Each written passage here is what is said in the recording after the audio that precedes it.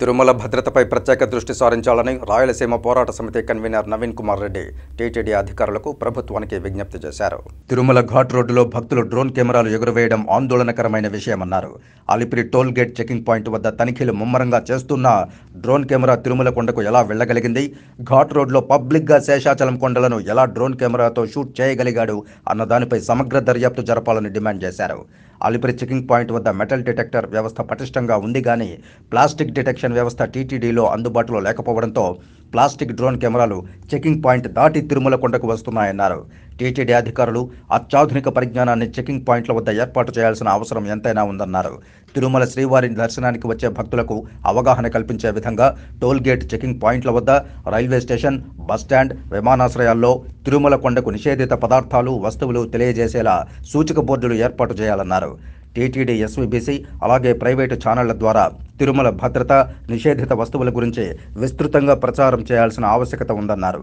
తిరుమల శ్రీవారి దర్శనానికి వచ్చే భక్తులు తెలుసో తెలియకో తీసుకువచ్చే నిషేధిత వస్తువుల కారణంగా భద్రత విషయంలో భక్తుల్లో పలు అనుమానాలు కలుగుతున్నాయని అన్నారు నవీన్ కుమార్ రెడ్డి.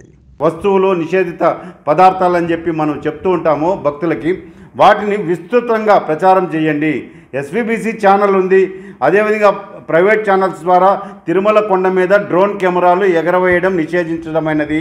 అదేవిధంగా కాటేజీల వద్ద కానీ, Alipiri toll point, GNC toll gate ఇలాంటి చోట్లంతా కూడా ముమ్మరంగా ప్రచారం చేసినట్లయితే బయట ప్రాంతాల నుంచి వచ్చే వాళ్ళకి తిరుమల కొండ మీద డ్రోన్ కెమెరాలు ఎగరవేయచ్చా ఎగరవేయకూడదా అన్నటువంటి విషయం తెలియకుండా ఈరోజు ఎవరో బయట ప్రాంతం ఒక ఆర్మీ ఆఫీసర్ అని చెప్తున్నారు. టీటీడీ అధికారులను అడిగితే అతను తెలిసి చేశాడా తెలియక చేశాడా అని చెప్పి విచారణలో వెల్లడవుతుందండి.